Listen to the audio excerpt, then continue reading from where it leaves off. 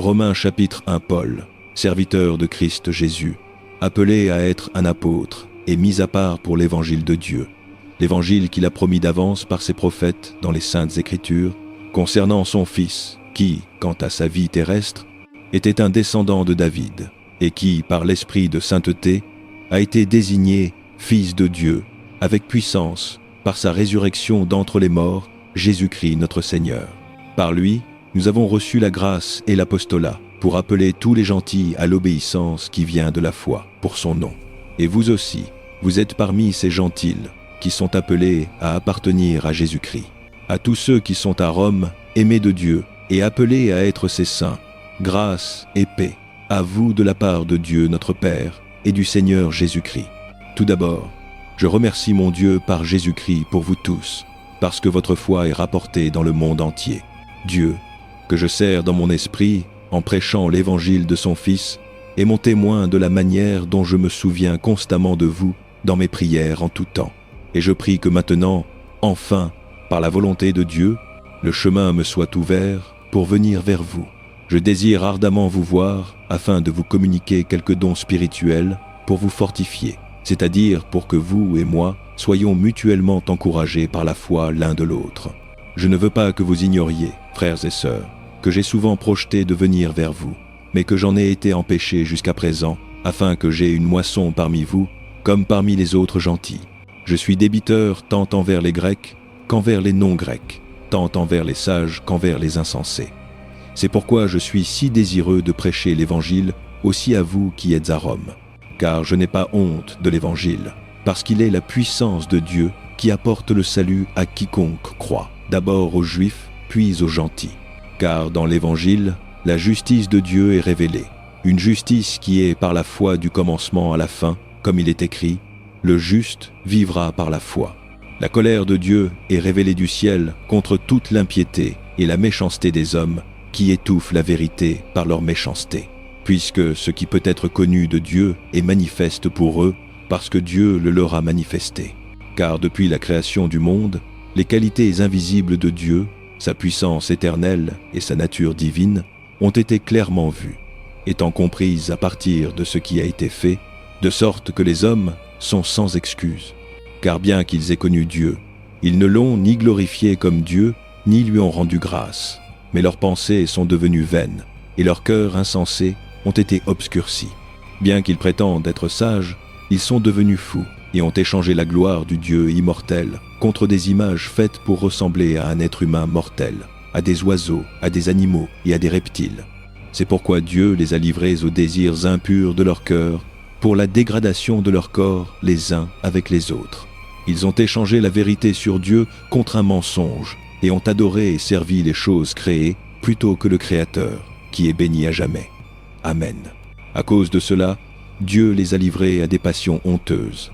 Même leurs femmes ont échangé les relations sexuelles naturelles contre des relations contre nature. De la même manière, les hommes aussi ont abandonné les relations naturelles avec les femmes et se sont enflammés de convoitise les uns pour les autres.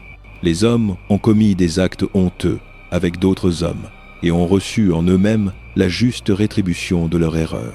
De plus, comme ils n'ont pas jugé bon de retenir la connaissance de Dieu, Dieu les a livrés à un esprit dépravé, de sorte qu'ils font ce qui ne devrait pas être fait. Ils sont remplis de toutes sortes de méchanceté, de mal, d'avidité et de dépravation. Ils sont pleins d'envie, de meurtre, de querelles, de tromperie et de malice. Ils sont médisants, calomniateurs, haïssant Dieu, insolents, arrogants et vaniteux. Ils inventent des façons de faire le mal. Ils désobéissent à leurs parents. Ils n'ont pas de compréhension, pas de fidélité, pas d'amour, pas de miséricorde. Bien qu'ils connaissent le décret juste de Dieu selon lequel ceux qui font de telles choses méritent la mort, ils non seulement continuent à faire ces choses mêmes, mais approuvent aussi ceux qui les pratiquent. Romains, chapitre 2. Toi donc, tu n'as pas d'excuse, toi qui juges quelqu'un d'autre, car au point où tu juges un autre, tu te condamnes toi-même, parce que toi qui juges, tu fais les mêmes choses. Or, nous savons que le jugement de Dieu contre ceux qui font de telles choses est basé sur la vérité. Ainsi, quand toi, un simple être humain, juges les autres et pourtant fais les mêmes choses, penses-tu que tu échapperas au jugement de Dieu? Ou méprises-tu les richesses de sa bonté, de sa patience et de sa longanimité, ne réalisant pas que la bonté de Dieu est destinée à te conduire à la repentance? Mais à cause de ton obstination et de ton cœur impénitent, tu accumules la colère contre toi-même pour le jour de la colère de Dieu, quand son jugement juste sera révélé. Dieu rendra à chacun selon ses œuvres. À ceux qui, par la persévérance dans le bien, cherchent la gloire, l'honneur et l'immortalité, il donnera la vie éternelle. Mais pour ceux qui sont égoïstes, qui rejettent la vérité et suivent le mal, il y aura colère et indignation. Il y aura tribulation et angoisse pour tout être humain qui fait le mal, d'abord pour le juif, puis pour le gentil. Mais gloire, honneur et paix pour quiconque fait le bien, d'abord pour le juif, puis pour le gentil. Car Dieu ne fait pas de favoritisme. Tous ceux qui pêchent en dehors de la loi périront aussi en dehors de la loi, et tous ceux qui pêchent sous la loi seront jugés par la loi. Car ce ne sont pas ceux qui entendent la loi qui sont justes aux yeux de Dieu, mais ce sont ceux qui obéissent à la loi qui seront déclarés justes. En effet, quand les gentils qui n'ont pas la loi font par nature les choses requises par la loi, ils sont une loi pour eux-mêmes, bien qu'ils n'aient pas la loi. Ils montrent que les exigences de la loi sont écrites sur leur cœur, leur conscience portant aussi témoignage, et leurs pensées les accusant parfois, et d'autres fois les défendant même. Cela aura lieu le jour où Dieu jugera les secrets des hommes par Jésus-Christ, comme mon évangile le déclare. Maintenant toi, si tu te dis juif, si tu t'appuies sur la loi et te vantes en Dieu, si tu connais sa volonté et approuves ce qui est supérieur parce que tu es instruit par la loi, si tu es convaincu d'être un guide pour les aveugles, une lumière pour ceux qui sont dans les ténèbres, un instructeur des insensés, un maître des petits-enfants, parce que tu as dans la loi l'incarnation de la connaissance et de la vérité, toi donc qui enseignes aux autres, ne t'enseignes-tu pas toi-même? Toi qui prêches contre le vol, voles-tu?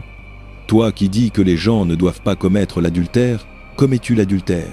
Toi qui abhorres les idoles, pilles-tu les temples? Toi qui te vantes de la loi, déshonores-tu Dieu en transgressant la loi? Comme il est écrit, le nom de Dieu est blasphémé parmi les gentils à cause de vous. La circoncision a de la valeur si tu observes la loi, mais si tu transgresses la loi, tu es devenu comme si tu n'avais pas été circoncis. Donc, si ceux qui ne sont pas circoncis gardent les exigences de la loi, ne seront-ils pas considérés comme s'ils étaient circoncis? Celui qui n'est pas circoncis physiquement et qui pourtant obéit à la loi te condamnera. Toi qui, bien que tu aies le code écrit et la circoncision, es un transgresseur de la loi. Une personne n'est pas un juif, qu'il est seulement extérieurement, ni la circoncision n'est seulement extérieure et physique. Non, une personne est un juif qui l'est intérieurement. Et la circoncision est la circoncision du cœur par l'esprit, non par le code écrit. La louange d'une telle personne ne vient pas des autres gens, mais de Dieu. Romains chapitre 3. Quel avantage y a-t-il donc à être un juif, ou quelle valeur y a-t-il dans la circoncision? Beaucoup en tout point. Tout d'abord, les Juifs ont été confiés aux paroles mêmes de Dieu. Et si certains ont été infidèles, leur infidélité annulera-t-elle la fidélité de Dieu? Pas du tout. Que Dieu soit vrai et tout être humain menteur. Comme il est écrit, afin que tu sois justifié dans tes paroles et que tu triomphes quand tu juges, mais si notre injustice met en évidence la justice de Dieu plus clairement, que dirons-nous? Que Dieu est injuste en nous infligeant sa colère? J'utilise un argument humain. Certainement pas. Si c'était le cas, comment Dieu pourrait-il juger le monde? Quelqu'un pourrait arguer, si mon mensonge rehausse la véracité de Dieu et augmente ainsi sa gloire, pourquoi suis-je encore condamné comme pécheur? Pourquoi ne pas dire, comme certains le prétendent calomnieusement, que nous disons « faisons le mal pour que le bien en résulte ». Leur condamnation est juste. Que conclurons-nous donc? Avons-nous un avantage? Pas du tout. Car nous avons déjà accusé que les Juifs et les gentils sont tous sous la puissance du péché. Comme il est écrit, il n'y a pas de juste, pas même un. Il n'y en a pas qui comprennent. Il n'y en a pas qui cherchent Dieu. Tous se sont détournés. Ils sont devenus inutiles ensemble. Il n'y en a pas qui fassent le bien, pas même un. Leurs gorges sont des tombeaux ouverts. Leurs langues pratiquent la tromperie. Le poison des vipères est sur leurs lèvres. Leurs bouches sont pleines de malédiction et d'amertume. Leurs pieds sont prompts à verser le sang. La ruine et la misère marquent leur voie. Et ils ne connaissent pas la voie de la paix. Il n'y a pas de crainte de Dieu devant leurs yeux. Or nous savons que tout ce que dit la loi, elle le dit à ceux qui sont sous la loi, afin que toute bouche soit fermée et que le monde entier soit tenu responsable devant Dieu. Par conséquent, personne ne sera déclaré juste aux yeux de Dieu par les œuvres de la loi. Plutôt, par la loi, nous prenons conscience de notre péché. Mais maintenant, en dehors de la loi, la justice de Dieu a été manifestée, à laquelle la loi et les prophètes rendent témoignage. Cette justice est donnée par la foi en Jésus-Christ à tous ceux qui croient. Il n'y a pas de différence entre juifs et gentils, car tous ont péché et sont privés de la gloire de Dieu, et tous sont justifiés gratuitement par sa grâce, par la rédemption qui est venue par Christ Jésus. Dieu a présenté Christ comme un sacrifice expiatoire par l'effusion de son sang, pour être reçu par la foi. Il a fait cela pour démontrer sa justice, parce que dans sa patience, il avait laissé impunis les péchés commis auparavant. Il l'a fait pour démontrer sa justice au temps présent, afin d'être juste et celui qui justifie ceux qui ont la foi en Jésus. Où donc est la vantardise? Elle est exclue. Par quelle loi? La loi qui exige des œuvres? Non, par la loi qui exige la foi. Car nous maintenons qu'une personne est justifiée par la foi, en dehors des œuvres de la loi. Ou Dieu est-il le Dieu des Juifs seulement? N'est-il pas aussi le Dieu des gentils? Oui, des gentils aussi, puisqu'il n'y a qu'un seul Dieu qui justifiera les circoncis par la foi et les incirconcis par cette même foi. Annulons-nous donc la loi par cette foi? Pas du tout. Plutôt, nous confirmons la loi. Romains chapitre 4. Que dirons-nous donc qu'Abraham, notre ancêtre selon la chair, a découvert en cette matière? Si en fait Abraham a été justifié par les œuvres, il avait de quoi se vanter, mais pas devant Dieu. Que dit l'Écriture? Abraham crut Dieu, et cela lui fut compté comme justice. Or, à celui qui travaille, les gages ne sont pas comptés comme un don, mais comme une obligation.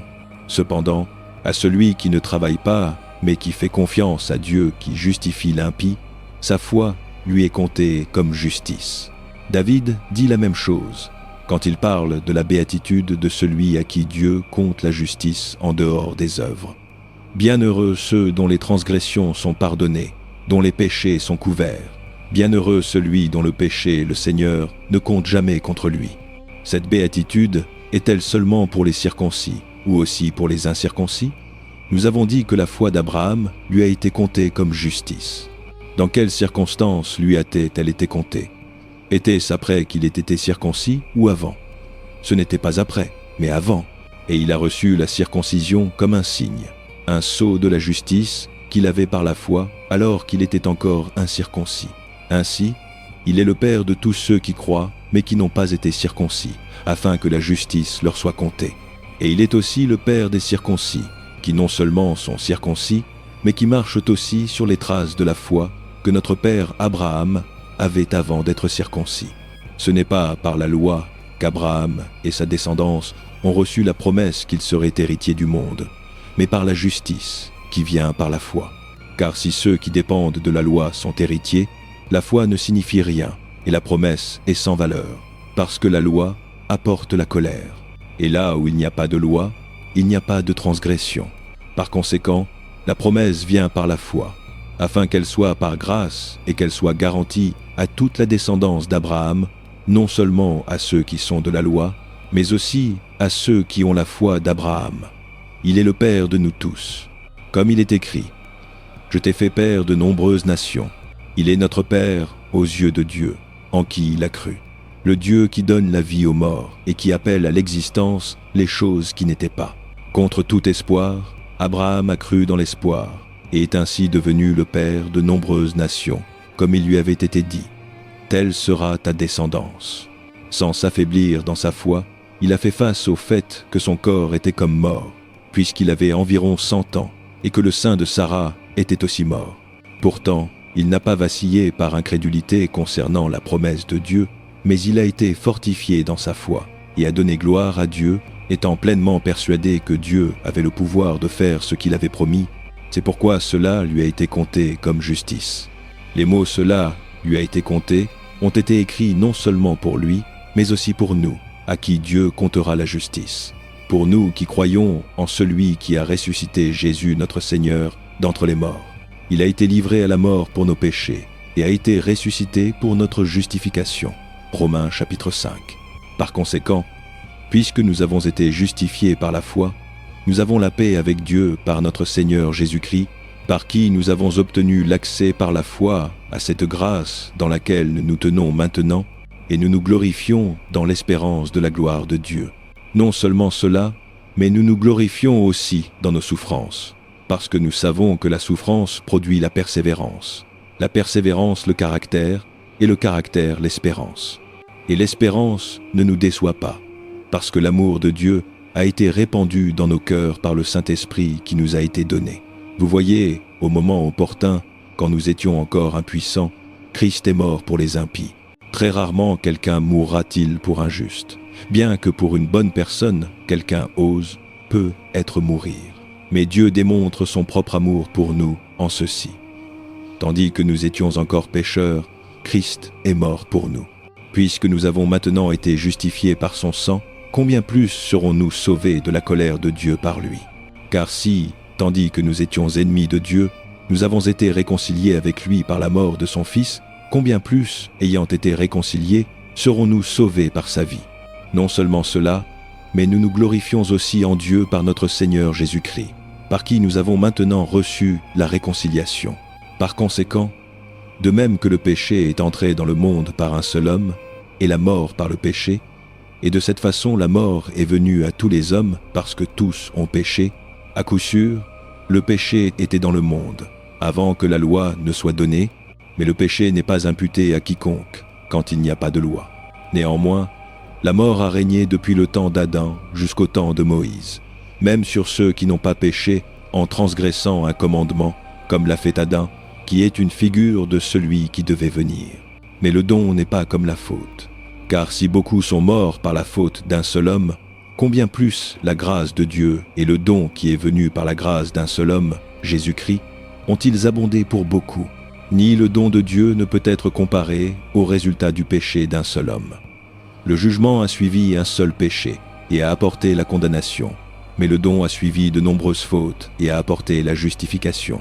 Car si, par la faute d'un seul homme, la mort a régné par cet homme, combien plus ceux qui reçoivent l'abondante provision de grâce de Dieu et du don de la justice régneront-ils dans la vie par un seul homme, Jésus-Christ?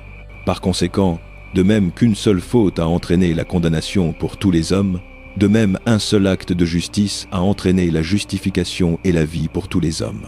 Car de même que par la désobéissance d'un seul homme, beaucoup ont été faits pécheurs, de même par l'obéissance d'un seul homme, beaucoup seront faits justes.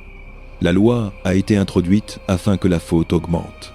Mais là où le péché a augmenté, la grâce a surabondé, afin que, de même que le péché a régné dans la mort, de même la grâce règne par la justice pour apporter la vie éternelle par Jésus-Christ notre Seigneur. Romains chapitre 6. Que dirons-nous donc? Continuerons-nous à pécher afin que la grâce augmente? Pas du tout. Nous sommes ceux qui sont morts au péché. Comment pourrions-nous y vivre encore? Ou ne savez-vous pas que nous tous, qui avons été baptisés en Christ, Jésus, avons été baptisés en sa mort? Nous avons donc été enterrés avec lui par le baptême dans la mort, afin que, de même que Christ a été ressuscité d'entre les morts par la gloire du Père, nous aussi nous vivions une vie nouvelle. Car si nous avons été unis à lui dans une mort comme la sienne, nous serons certainement aussi unis à lui dans une résurrection comme la sienne. Car nous savons que notre vieux moi a été crucifié avec lui, afin que le corps gouverné par le péché soit détruit, afin que nous ne soyons plus esclaves du péché, parce que quiconque est mort a été libéré du péché. Or, si nous sommes morts avec Christ, nous croyons que nous vivrons aussi avec lui, car nous savons que depuis que Christ a été ressuscité d'entre les morts, il ne peut plus mourir. La mort n'a plus de maîtrise sur lui. La mort qu'il est mort, il est mort au péché une fois pour toutes, mais la vie qu'il vit, il la vit pour Dieu. De la même manière, considérez-vous comme morts au péché, mais vivants pour Dieu en Christ Jésus. Par conséquent, ne laissez pas le péché régner dans votre corps mortel afin que vous obéissiez à ses désirs mauvais. N'offrez aucune partie de vous-même au péché comme un instrument de méchanceté, mais offrez-vous plutôt à Dieu comme ceux qui ont été amenés de la mort à la vie et offrez chaque partie de vous-même à lui comme un instrument de justice. Car le péché ne sera plus votre maître, parce que vous n'êtes pas sous la loi, mais sous la grâce. Que dirons-nous donc? Pécherons-nous parce que nous ne sommes pas sous la loi, mais sous la grâce? Pas du tout. Ne savez-vous pas que quand vous vous offrez à quelqu'un comme esclave obéissant, vous êtes esclave de celui que vous obéissez? Que ce soit esclave du péché qui mène à la mort, ou de l'obéissance qui mène à la justice? Mais grâce soit rendue à Dieu que, bien que vous ayez été esclave du péché, vous avez obéi de cœur au modèle d'enseignement qui a maintenant réclamé votre allégeance. Vous avez été libérés du péché et êtes devenus esclaves de la justice. J'utilise un exemple de la vie quotidienne à cause de vos limitations humaines. De même que vous vous offriez autrefois comme esclave à l'impureté et à une méchanceté toujours croissante, offrez-vous maintenant comme esclave à la justice, menant à la sainteté. Quand vous étiez esclave du péché, vous étiez libre du contrôle de la justice. Quel bénéfice avez-vous tiré à cette époque des choses dont vous avez maintenant honte? Ces choses aboutissent à la mort. Mais maintenant que vous avez été libérés du péché et êtes devenus esclaves de Dieu, le bénéfice que vous tirez mène à la sainteté, et le résultat est la vie éternelle. Car le salaire du péché est la mort, mais le don de Dieu est la vie éternelle en Christ Jésus notre Seigneur. Romains chapitre 7. Ne savez-vous pas, frères et sœurs, car je parle à ceux qui connaissent la loi, que la loi a autorité sur quelqu'un seulement tant que cette personne vit? Par exemple, par la loi, une femme mariée est liée à son mari tant qu'il est vivant. Mais si son mari meurt, elle est libérée de la loi qui la lie à lui. Donc, si elle a des relations sexuelles avec un autre homme, pendant que son mari est encore vivant, elle est appelée adultère. Mais si son mari meurt, elle est libérée de la loi et n'est pas adultère si elle épouse un autre homme. Ainsi, mes frères et sœurs, vous aussi êtes morts à la loi par le corps de Christ, afin que vous apparteniez à un autre, à celui qui a été ressuscité d'entre les morts, afin que nous portions du fruit pour Dieu. Car quand nous étions dans le domaine de la chair, les passions pécheresses éveillées par la loi étaient à l'œuvre en nous, de sorte que nous portions du fruit pour la mort. Mais maintenant, en mourant à ce qui nous liait autrefois, nous avons été libérés de la loi, afin que nous servions dans la nouvelle voie de l'esprit et non dans l'ancienne voie du code écrit. Que dirons-nous donc? La loi est-elle péché? Certainement pas. Néanmoins, je n'aurais pas connu ce qu'est le péché s'il n'y avait pas eu la loi, car je n'aurais pas connu ce qu'est vraiment la convoitise si la loi n'avait pas dit « tu ne convoiteras pas ». Mais le péché, saisissant l'occasion offerte par le commandement, a produit en moi toutes sortes de convoitises. Car en dehors de la loi, le péché était mort. Jadis, j'étais vivante en dehors de la loi. Mais quand le commandement est venu, le péché a pris vie et je suis mort. J'ai trouvé que le commandement même, qui était destiné à apporter la vie, a en fait apporté la mort. Car le péché, saisissant l'occasion offerte par le commandement, m'a trompé et par le commandement m'a mis à mort. Ainsi, la loi est sainte et le commandement est saint, juste et bon. Ce qui est bon, est-il donc devenu mort pour moi? Pas du tout. Néanmoins, afin que le péché soit reconnu comme péché, il a utilisé ce qui est bon pour causer ma mort, afin que par le commandement, le péché devienne tout à fait pécheur. Nous savons que la loi est spirituelle, mais je suis charnel, vendu comme esclave au péché. Je ne comprends pas ce que je fais, car ce que je veux faire, je ne le fais pas, mais ce que je hais, je le fais. Et si je fais ce que je ne veux pas faire, j'accepte que la loi est bonne. Comme il en est ainsi, ce n'est plus moi-même qui le fais, mais c'est le péché qui habite en moi. Car je sais que le bien lui-même ne demeure pas en moi, c'est-à-dire dans ma nature pécheresse. Car j'ai le désir de faire ce qui est bon, mais je ne peux pas l'accomplir. Car je ne fais pas le bien que je veux faire, mais le mal que je ne veux pas faire, c'est cela que je continue à faire. Or, si je fais ce que je ne veux pas faire, ce n'est plus moi qui le fais, mais c'est le péché qui habite en moi qui le fait. Ainsi, je trouve cette loi à l'œuvre. Bien que je veuille faire le bien, le mal est là avec moi. Car dans mon être intérieur, je me délecte de la loi de Dieu. Mais je vois une autre loi à l'œuvre en moi, faisant la guerre contre la loi de mon esprit et me rendant prisonnier de la loi du péché à l'œuvre en moi. Quel homme misérable je suis! Qui me délivrera de ce corps sujet à la mort? Grâce soit rendue à Dieu, qui me délivre par Jésus-Christ notre Seigneur. Ainsi donc, Moi-même, dans mon esprit, suis esclave de la loi de Dieu, mais dans ma nature pécheresse, esclave de la loi du péché. Romains chapitre 8. Par conséquent, il n'y a maintenant aucune condamnation pour ceux qui sont en Christ Jésus. Parce que par Christ Jésus, la loi de l'Esprit qui donne la vie t'a libéré de la loi du péché et de la mort. Car ce que la loi était impuissante à faire parce qu'elle était affaiblie par la chair, Dieu l'a fait en envoyant son propre Fils à la ressemblance de la chair pécheresse pour être une offrande pour le péché, et ainsi il a condamné le péché dans la chair, afin que l'exigence juste de la loi soit pleinement accomplie en nous qui ne vivons pas selon la chair, mais selon l'esprit. Ceux qui vivent selon la chair ont leurs esprits fixés sur ce que désire la chair, mais ceux qui vivent selon l'esprit ont leurs esprits fixés sur ce que désire l'esprit. L'esprit gouverné par la chair est la mort, mais l'esprit gouverné par l'esprit est la vie et la paix. L'esprit gouverné par la chair est hostile à Dieu. Il ne se soumet pas à la loi de Dieu et il ne le peut pas. Ceux qui sont dans le domaine de la chair ne peuvent pas plaire à Dieu. Vous cependant n'êtes pas dans le domaine de la chair, mais dans le domaine de l'esprit. Si en effet l'esprit de Dieu vit en vous, et si quelqu'un n'a pas l'esprit de Christ, il n'appartient pas à Christ. Mais si Christ est en vous, alors bien que votre corps soit sujet à la mort à cause du péché, l'esprit donne la vie à cause de la justice. Et si l'esprit de celui qui a ressuscité Jésus d'entre les morts vit en vous, celui qui a ressuscité Christ d'entre les morts donnera aussi la vie à vos corps mortels à cause de son esprit qui vit en vous. Par conséquent, frères et sœurs, nous avons une obligation, mais ce n'est pas envers la chair, de vivre selon elle. Car si vous vivez selon la chair, vous mourrez. Mais si par l'esprit vous mettez à mort les méfaits du corps, vous vivrez. Car ceux qui sont conduits par l'Esprit de Dieu sont les enfants de Dieu. L'Esprit que vous avez reçu ne vous rend pas esclave, afin que vous viviez de nouveau dans la crainte. Plutôt, l'Esprit que vous avez reçu a apporté votre adoption à la filiation. Et par lui nous crions « Abba, Père ». L'Esprit lui-même témoigne avec notre esprit que nous sommes enfants de Dieu.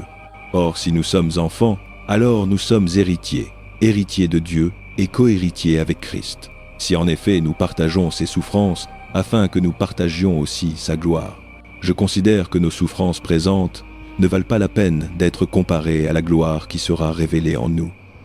Car la création attend avec une ardente attente que les enfants de Dieu soient révélés, car la création a été soumise à la frustration, non par son propre choix, mais par la volonté de celui qui l'a soumise, dans l'espérance que la création elle-même sera libérée de son esclavage à la corruption et amenée dans la liberté et la gloire des enfants de Dieu. Nous savons que toute la création a gémi comme dans les douleurs de l'enfantement jusqu'à présent. Non seulement cela, mais nous-mêmes, qui avons les prémices de l'Esprit, gémissons intérieurement, tandis que nous attendons avec ardeur notre adoption à la filiation, la rédemption de nos corps. Car c'est dans cette espérance que nous avons été sauvés. Mais l'espérance qui est vue n'est pas de l'espérance du tout. Qui espère ce qu'il a déjà? Mais si nous espérons ce que nous n'avons pas encore, nous l'attendons avec patience. De la même manière, l'Esprit nous aide dans notre faiblesse. Car nous ne savons pas ce pourquoi nous devrions prier, mais l'Esprit lui-même intercède pour nous par des gémissements inexprimables. Et celui qui sonde nos cœurs connaît l'Esprit de l'Esprit, parce que l'Esprit intercède pour le peuple de Dieu selon la volonté de Dieu. Et nous savons que, en toute chose, Dieu œuvre pour le bien de ceux qui l'aiment, qui ont été appelés selon son dessein. Car ceux que Dieu a connus d'avance, il les a aussi prédestinés à être conformes à l'image de son Fils, afin qu'il soit le premier-né parmi de nombreux frères et sœurs. Et ceux qu'il a prédestinés, il les a aussi appelés. Ceux qu'il a appelés, il les a aussi justifiés. Ceux qu'il a justifiés, il les a aussi glorifiés. Que dirons-nous donc en réponse à ces choses? Si Dieu est pour nous, qui peut être contre nous? Celui qui n'a pas épargné son propre Fils, mais l'a livré pour nous tous, comment ne nous donnera-t-il pas aussi gracieusement toutes choses avec lui? Qui portera une accusation contre ceux que Dieu a choisis? C'est Dieu qui justifie.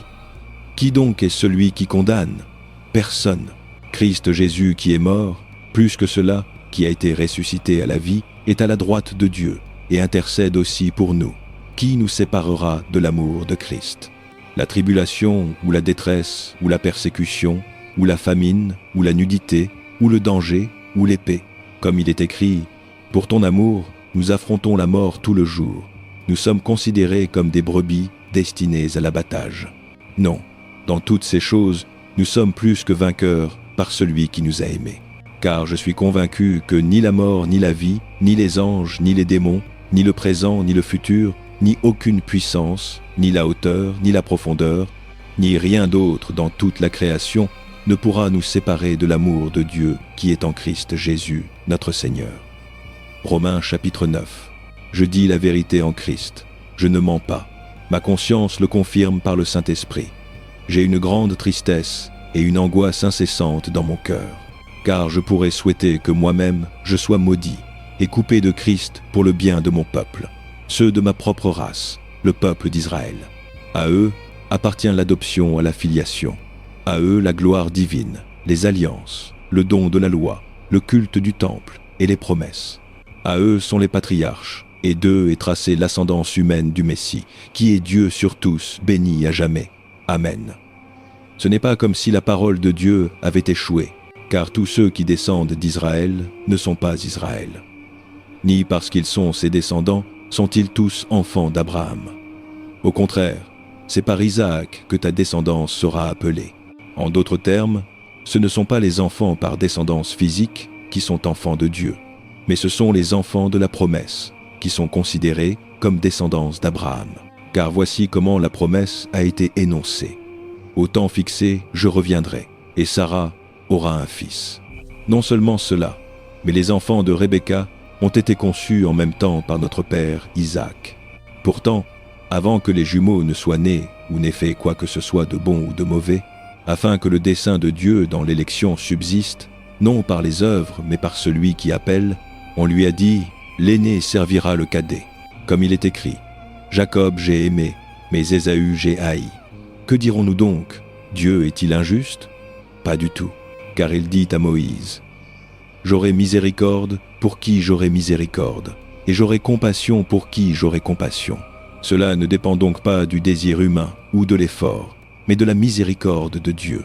Car l'Écriture dit à Pharaon « Je t'ai suscité pour ce but même, afin que je manifeste ma puissance en toi, et que mon nom soit proclamé dans toute la terre. » Par conséquent, Dieu a miséricorde pour qui il veut avoir miséricorde, et il endurcit qui il veut endurcir. L'un de vous me dira alors « Pourquoi Dieu nous blâme-t-il encore? Car qui peut résister à sa volonté? Mais qui es-tu, un être humain, pour répondre à Dieu? Ce qui est formé, dira-t-il à celui qui l'a formé. Pourquoi m'as-tu fait ainsi? Le potier n'a-t-il pas le droit de faire de la même masse d'argile des vases pour des usages spéciaux et d'autres pour des usages communs?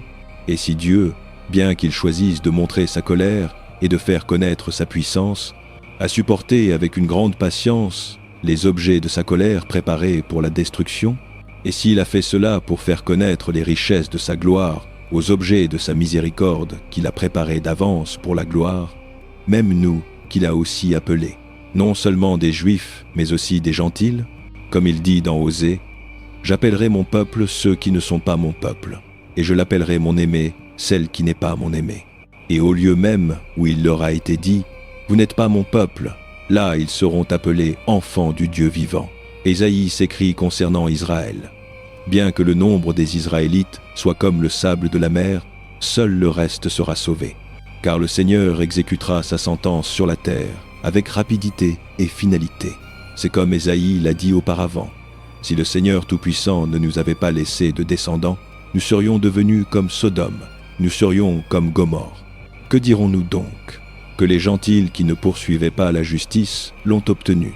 Une justice qui est par la foi, mais que le peuple d'Israël, qui poursuivait la loi comme voie de justice, n'a pas atteint son but. Pourquoi pas? Parce qu'ils la poursuivaient non par la foi, mais comme si c'était par les œuvres. Ils ont trébuché sur la pierre d'achoppement. Comme il est écrit, « Voici, je pose en Sion une pierre qui fait trébucher, et un rocher qui les fait tomber, et celui qui croit en lui ne sera jamais confus. » Romains chapitre 10.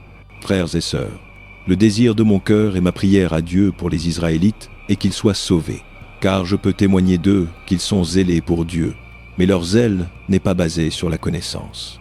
Puisqu'ils ne connaissaient pas la justice de Dieu et cherchaient à établir la leur propre, Ils ne se sont pas soumis à la justice de Dieu. Christ est la fin de la loi, afin qu'il y ait justice pour quiconque croit. Moïse écrit ceci sur la justice qui est par la loi. La personne qui fait ces choses vivra par elle. Mais la justice qui est par la foi dit, ne dis pas dans ton cœur, qui montera au ciel, c'est-à-dire pour faire descendre Christ, ou qui descendra dans l'abîme, c'est-à-dire pour faire remonter Christ d'entre les morts. Mais que dit-elle? La parole est près de toi, elle est dans ta bouche et dans ton cœur. C'est le message concernant la foi que nous proclamons. Si tu déclares de ta bouche que Jésus est Seigneur et que tu crois dans ton cœur que Dieu l'a ressuscité d'entre les morts, tu seras sauvé. Car c'est avec ton cœur que tu crois et que tu es justifié, et c'est avec ta bouche que tu professes ta foi et que tu es sauvé. Comme l'Écriture dit, quiconque croit en lui ne sera jamais confus, car il n'y a pas de différence entre juifs et gentils. Le même Seigneur est Seigneur de tous et bénit richement tous ceux qui l'invoquent. Car quiconque invoque le nom du Seigneur sera sauvé. Comment donc peuvent-ils invoquer celui en qui ils n'ont pas cru? Et comment peuvent-ils croire en celui dont ils n'ont pas entendu parler? Et comment peuvent-ils entendre sans que quelqu'un leur prêche? Et comment quiconque peut-il prêcher s'il n'est pas envoyé? Comme il est écrit, qu'ils sont beaux les pieds de ceux qui apportent de bonnes nouvelles. Mais tous les Israélites n'ont pas accepté la bonne nouvelle. Car Ésaïe dit, Seigneur, qui a cru à notre message? Par conséquent, la foi vient de ce qu'on entend le message. Et le message est entendu par la parole sur Christ. Mais je demande, ne l'ont-ils pas entendu? Bien sûr qu'ils l'ont entendu. Leur voix est allée dans toute la terre, leur parole jusqu'aux extrémités du monde. Encore une fois, je demande, Israël n'a-t-il pas compris? D'abord Moïse dit, je vous rendrai envieux par ceux qui ne sont pas une nation. Je vous mettrai en colère par une nation qui n'a pas de compréhension. Et Ésaïe dit hardiment, j'ai été trouvé par ceux qui ne me cherchaient pas. Je me suis révélé à ceux qui ne demandaient pas après moi. Mais concernant Israël, il dit, tout le jour j'ai tendu mes mains vers un peuple désobéissant et obstiné. Romains chapitre 11. Je demande donc, Dieu a-t-il rejeté son peuple? Pas du tout. Je suis moi-même un Israélite, un descendant d'Abraham, de la tribu de Benjamin. Dieu n'a pas rejeté son peuple qu'il a connu d'avance. Ne savez-vous pas ce que dit l'Écriture dans le passage sur Élie? Comment il a plaidé auprès de Dieu contre Israël? Seigneur, ils ont tué tes prophètes et démoli tes autels. Je suis le seul qui reste, et ils essaient de me tuer. Et quelle a été la réponse de Dieu à lui? J'ai réservé pour moi 7000 qui n'ont pas fléchi le genou devant Baal. Ainsi donc, au temps présent aussi, il y a un reste choisi par grâce. Et si c'est par grâce, alors cela ne peut pas être basé sur les œuvres. Si c'était le cas, la grâce ne serait plus grâce. Que donc? Ce que le peuple d'Israël cherchait si ardemment, il ne l'a pas obtenu. Les élus parmi eux l'ont obtenu, mais les autres ont été endurcis. Comme il est écrit, Dieu leur a donné un esprit d'étourdissement, des yeux qui ne pouvaient pas voir et des oreilles qui ne pouvaient pas entendre jusqu'à ce jour même.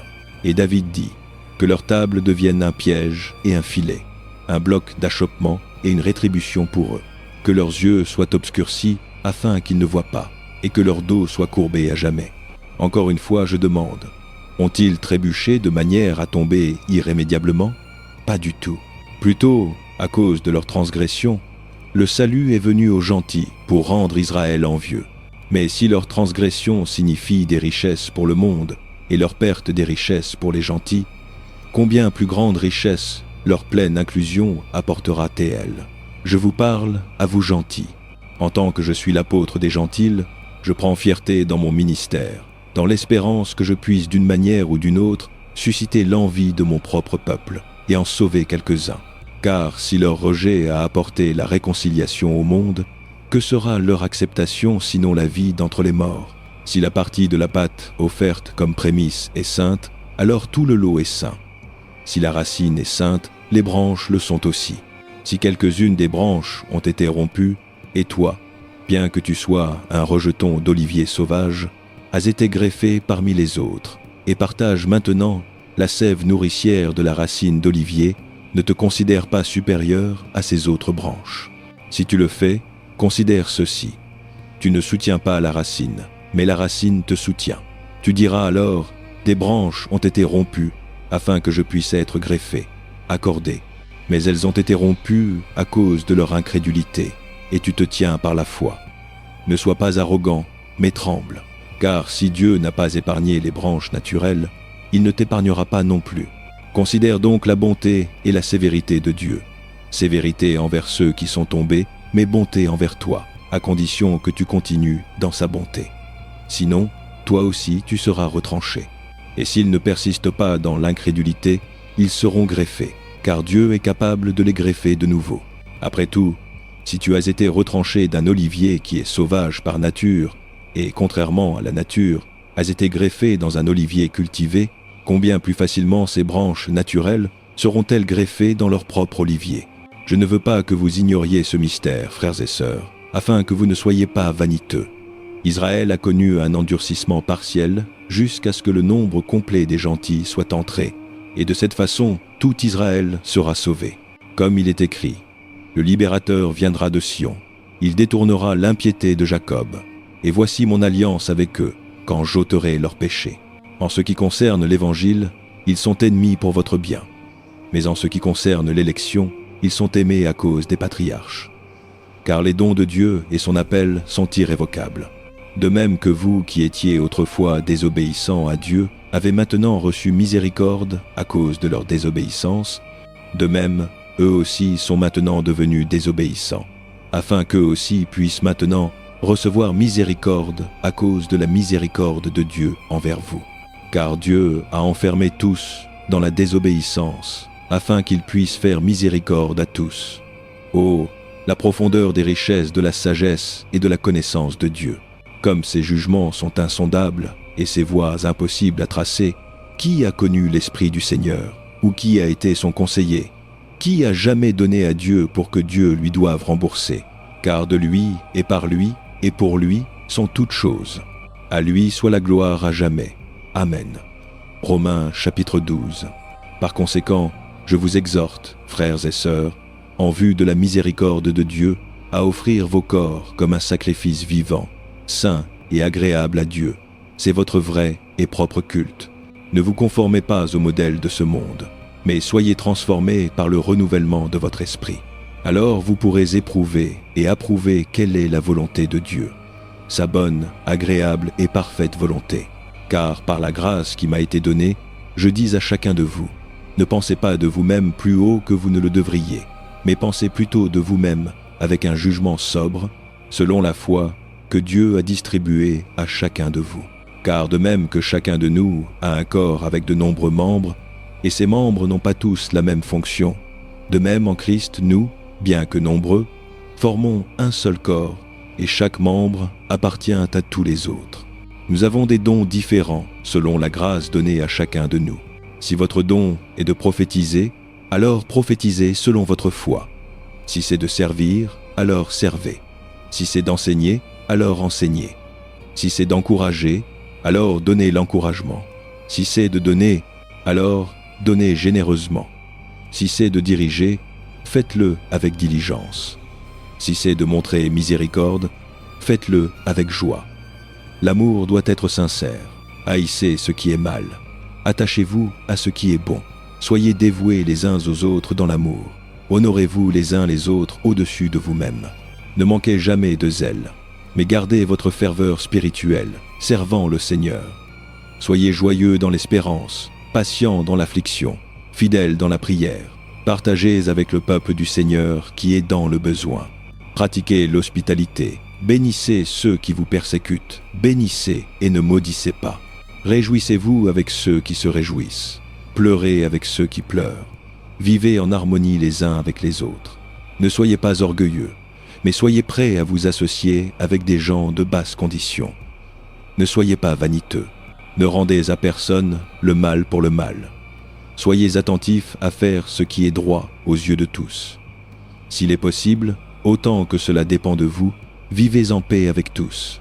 Ne vous vengez pas, mes chers amis, mais laissez place à la colère de Dieu, car il est écrit « À moi la vengeance, je repaierai, dit le Seigneur. » Au contraire, si ton ennemi a faim, donne-lui à manger. S'il a soif, donne-lui à boire. En faisant cela, tu amasseras des charbons ardents sur sa tête.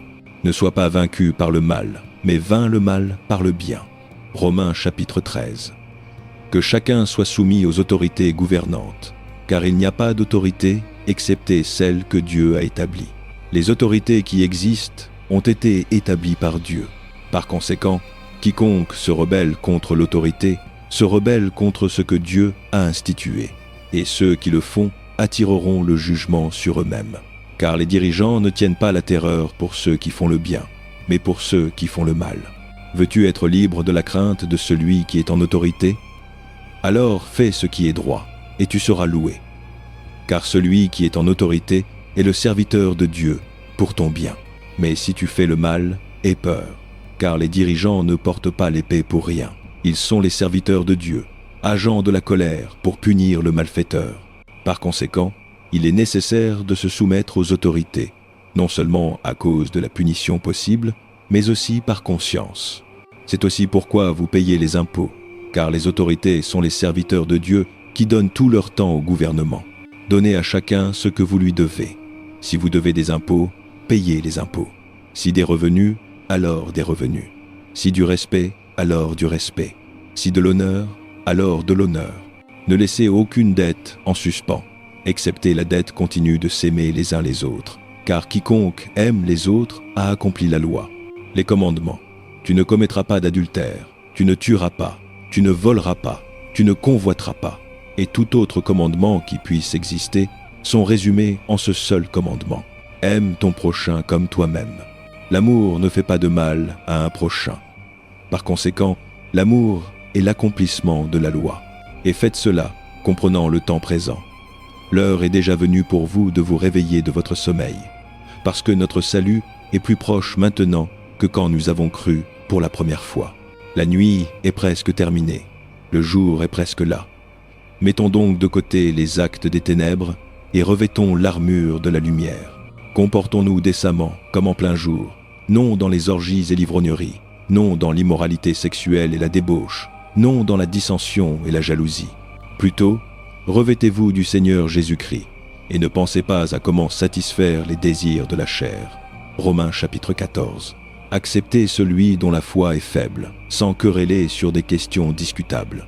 La foi d'une personne lui permet de manger n'importe quoi, mais une autre dont la foi est faible ne mange que des légumes. Celui qui mange tout ne doit pas traiter avec mépris celui qui ne le fait pas, et celui qui ne mange pas tout ne doit pas juger celui qui le fait, car Dieu l'a accepté. Qui es-tu pour juger le serviteur d'un autre? Devant leur propre maître, les serviteurs se tiennent ou tombent, et ils se tiendront, car le Seigneur est capable de les faire tenir.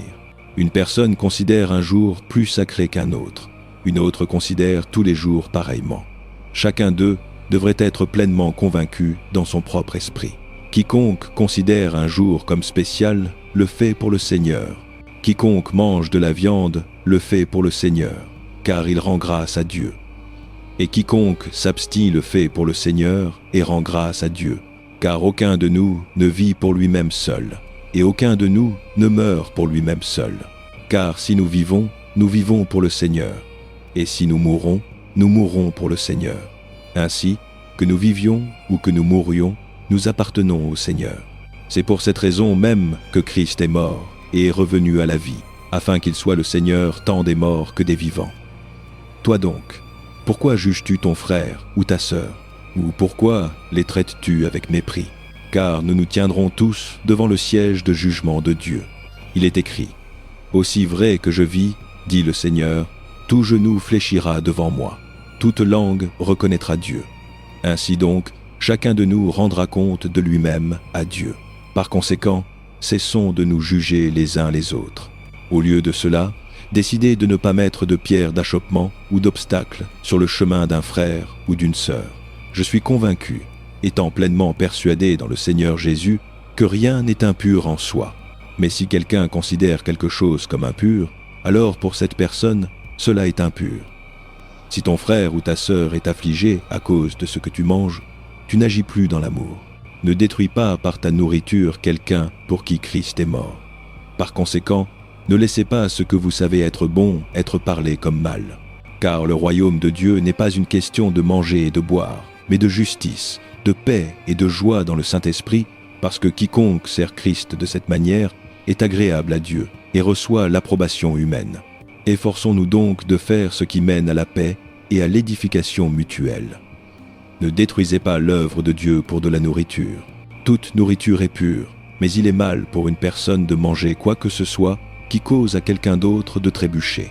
Il est mieux de ne pas manger de viande ou de boire du vin ou de faire quoi que ce soit d'autre qui causera à ton frère ou ta sœur de tomber. Ainsi, quoi que tu crois sur ces choses, garde-le entre toi et Dieu. Bienheureux celui qui ne se condamne pas lui-même par ce qu'il approuve.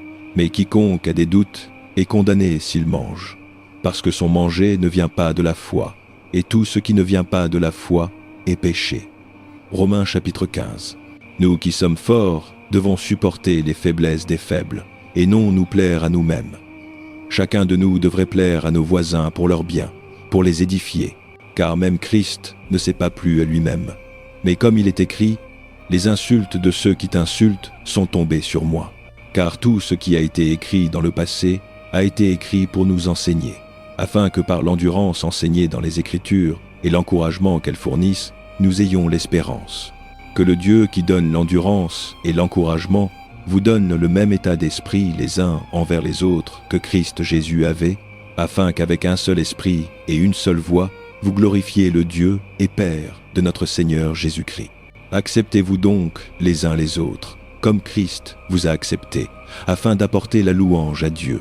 Car je vous dis que Christ est devenu un serviteur des Juifs, au nom de la vérité de Dieu, afin que les promesses faites aux patriarches soient confirmées, et de plus, afin que les gentils glorifient Dieu pour sa miséricorde.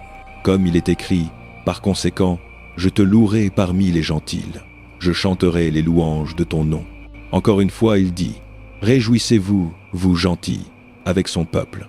Et encore, louez le Seigneur, tous vous gentils, que tous les peuples le exaltent. Et encore, Ésaïe dit, la racine de Jessé surgira, celui qui se lèvera pour régner sur les nations. En lui, les gentils espéreront. Que le Dieu d'espérance vous remplisse de toute joie et paix, tandis que vous avez confiance en lui, afin que vous débordiez d'espérance par la puissance du Saint-Esprit. Je suis moi-même convaincu, mes frères et sœurs, que vous êtes pleins de bonté, remplis de connaissances, et compétents pour vous instruire les uns les autres. Pourtant, je vous ai écrit assez hardiment sur certains points pour vous les rappeler à nouveau, à cause de la grâce que Dieu m'a donnée d'être un ministre de Christ Jésus pour les gentils. Il m'a donné le devoir sacerdotal de proclamer l'évangile de Dieu, afin que les gentils deviennent une offrande acceptable à Dieu, sanctifiée par le Saint-Esprit. Par conséquent, je me glorifie en Christ Jésus dans mon service à Dieu. Je n'oserai parler de rien, excepté de ce que Christ a accompli par moi, pour amener les gentils à obéir à Dieu, par ce que j'ai dit et fait, par la puissance des signes et des merveilles, par la puissance de l'Esprit de Dieu. Ainsi, de Jérusalem tout autour jusqu'à l'Illyrie, j'ai pleinement proclamé l'évangile de Christ. Cela a toujours été mon ambition de prêcher l'évangile là où Christ n'était pas connu, afin que je ne construise pas sur le fondement d'un autre. Plutôt, comme il est écrit, « Ceux qui n'ont pas été informés de lui verront, et ceux qui n'ont pas entendu comprendront. » C'est pourquoi j'ai souvent été empêché de venir vers vous. Mais maintenant, il n'y a plus de place pour moi pour travailler dans ces régions. Et puisque je désire depuis de nombreuses années vous visiter, je prévois de le faire quand j'irai en Espagne. J'espère vous voir en passant et que vous m'assisterez dans mon voyage là-bas, après avoir joui de votre compagnie pendant un certain temps. Maintenant, cependant, je suis en route pour Jérusalem au service du peuple du Seigneur là-bas. Car la Macédoine et la Chaïe ont été heureuses de faire une contribution pour les pauvres parmi le peuple du Seigneur à Jérusalem. Elles ont été heureuses de le faire, et en effet, elles le leur doivent. Car si les gentils ont partagé les bénédictions spirituelles des Juifs, ils doivent aux Juifs de partager avec eux leurs bénédictions matérielles. Ainsi, après avoir accompli cette tâche et m'être assuré qu'ils ont reçu cette contribution, j'irai en Espagne et vous visiterai en chemin. Je sais que quand je viendrai vers vous, je viendrai dans la pleine mesure de la bénédiction de Christ. Je vous exhorte, frères et sœurs, par notre Seigneur Jésus-Christ et par l'amour de l'Esprit, à vous joindre à moi dans ma lutte en priant Dieu pour moi. Priez que je sois gardé en sécurité des incrédules en Judée, et que la contribution que j'apporte à Jérusalem soit favorablement reçu par le peuple du Seigneur Labas, afin que je vienne vers vous avec joie, par la volonté de Dieu, et que je sois rafraîchi en votre compagnie. Que le Dieu de paix soit avec vous tous. Amen. Romains chapitre 16. Je vous recommande notre sœur Phœbé, diaconesse de l'église à Cenchreae. Je vous demande de la recevoir dans le Seigneur d'une manière digne de son peuple, et de lui donner toute l'aide dont elle pourrait avoir besoin de votre part, car elle a été la bienfaitrice de nombreuses personnes, y compris moi. Saluez Priscille et Aquilas, mes compagnons d'œuvre en Christ Jésus. Ils ont risqué leur vie pour moi. Non seulement moi, mais toutes les églises des gentils leur sont reconnaissantes. Saluez aussi l'église qui se réunit chez eux. Saluez mon cher ami Épénète, qui a été le premier converti à Christ dans la province d'Asie. Saluez Marie, qui a travaillé très dur pour vous. Saluez Andronicus et Junia, mes compatriotes juifs qui ont été emprisonnés avec moi. Ils sont éminents parmi les apôtres, et ils étaient en Christ avant moi. Saluez Ampliatus, mon cher ami dans le Seigneur. Saluez Urbain, notre compagnon d'œuvre en Christ, et mon cher ami Stachys. Saluez Apelles, dont la fidélité à Christ a résisté à l'épreuve. Saluez ceux qui appartiennent à la maison d'Aristobule. Saluez Hérodion, mon compatriote juif. Saluez ceux de la maison de Narcisse, qui sont dans le Seigneur. Saluez Tryphène et Tryphose, ces femmes qui travaillent dur dans le Seigneur. Saluez ma chère amie Persis, une autre femme qui a travaillé très dur dans le Seigneur. Saluez Rufus, choisi dans le Seigneur, et sa mère, qui a été une mère pour moi aussi. Saluez Asyncrite, Phlégon, Hermès, Patrobas, Hermas, et les autres frères et sœurs avec eux. Saluez Philologue, Julie, Nérée et sa sœur, et Olympa, et tout le peuple du Seigneur qui est avec eux. Saluez-vous les uns les autres par un saint baiser. Toutes les églises de Christ vous envoient des salutations. Je vous exhorte, frères et sœurs, à veiller sur ceux qui causent des divisions et mettent des obstacles sur votre chemin qui sont contraires à l'enseignement que vous avez appris. Éloignez-vous d'eux, car de telles personnes ne servent pas à notre Seigneur Christ, mais leurs propres appétits. Par des discours flatteurs et de la flatterie, ils trompent les esprits des naïfs. Tout le monde a entendu parler de votre obéissance. Ainsi je me réjouis à cause de vous. Mais je veux que vous soyez sages sur ce qui est bon et innocents sur ce qui est mal. Le Dieu de paix écrasera bientôt Satan sous vos pieds. Que la grâce de notre Seigneur Jésus soit avec vous. Timothée, mon collaborateur, vous envoie ses salutations, de même que Lucius, Jason et Sosipater, mes compatriotes juifs. Moi, Tertius, qui ai écrit cette lettre, vous salue dans le Seigneur.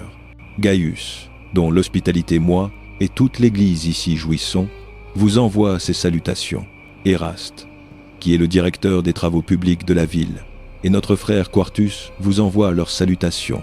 Maintenant à celui qui est capable de vous affermir, selon mon évangile, le message que je proclame sur Jésus-Christ, en accord avec la révélation du mystère caché depuis de longs âges passés, mais maintenant révélé et rendu connu par les écrits prophétiques, par le commandement du Dieu éternel, afin que tous les gentils viennent à l'obéissance qui vient de la foi, au seul Dieu sage, soit la gloire à jamais par Jésus-Christ. Amen.